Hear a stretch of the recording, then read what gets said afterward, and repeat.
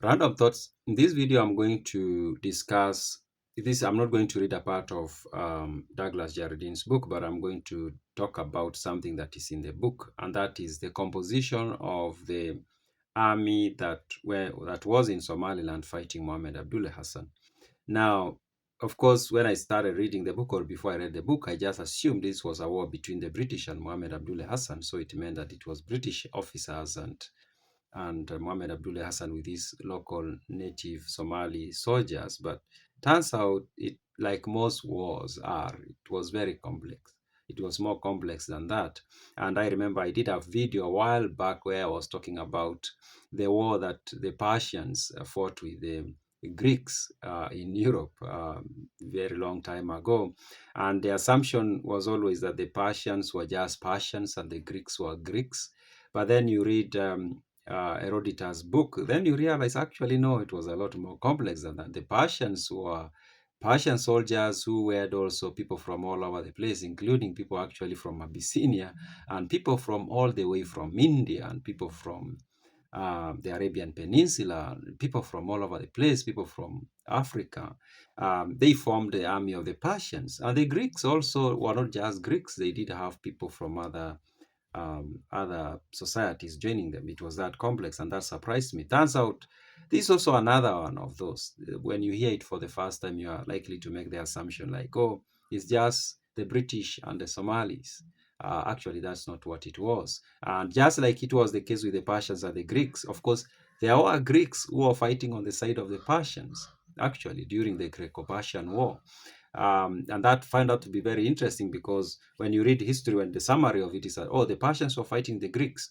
But then when you read like Herodotus' book histories, you realize, okay, there was actually a sizable number of Greeks who were fighting on the side of the Persians against the other Greeks. And it's the same thing with this Dervish war in Somaliland. There were Somalis who were fighting on the side of the British. Actually, a very significant number of Somalis had been recruited by the British, and in fact, some of them disliked Mohammed Abdullah Hassan with passion. So that's also interesting. So when it comes to the composition of the people who were fighting in Somaliland, of course, there was Mohammed Abdullah Hassan, who his army primarily was local Somalis from different clans and tribes. And we can't rule out that there were a few people from outside, a few people from other places. Somebody did mention that there was even, I think, maybe a Russian or some Eastern European who was his advisor. And we've read a part in this book where there was this Irish politician who supported him. Of course, he did not come to join him, but there is talk in the book that he did mention that he had been invited and he was planning to go visit Mohammed Abdullah Hassan. So there is a likelihood there were people from other places, but we can say maybe up to 99% of his soldiers were local people. Now, on the side of the British is where there is a lot more diverse composition. There were, of course, as I've said, the local Somalis who joined the British, but there were also Indians, Pakistanis who came and who were brought by the British, especially when it came to people who were doing the police work were mostly Indians and Pakistanis, but there were also a few who joined the military and were fighting on the side of the British.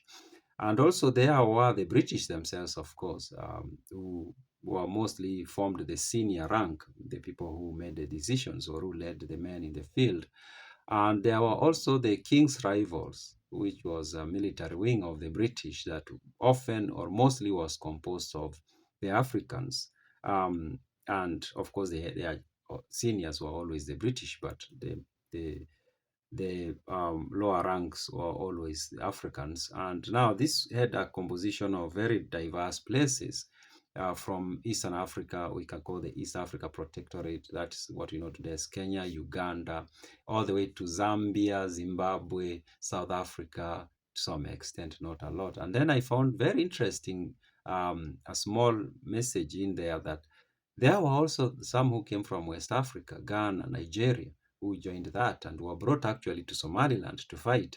So there were people from very many places who fought in the Dervish wars. It wasn't just the British and the Somali. It was, as I've said, like it was the Greco-Persian War, where you have Persians and Greeks, but then you have some Greeks fighting on the side of the Persians. And then you have the Persians having an army that composed of people from Africa, from India, from the Arabian Peninsula, from all over the place. It was the same case. The British had this army that had people from all over the place, including local Somalis. Those are my random thoughts.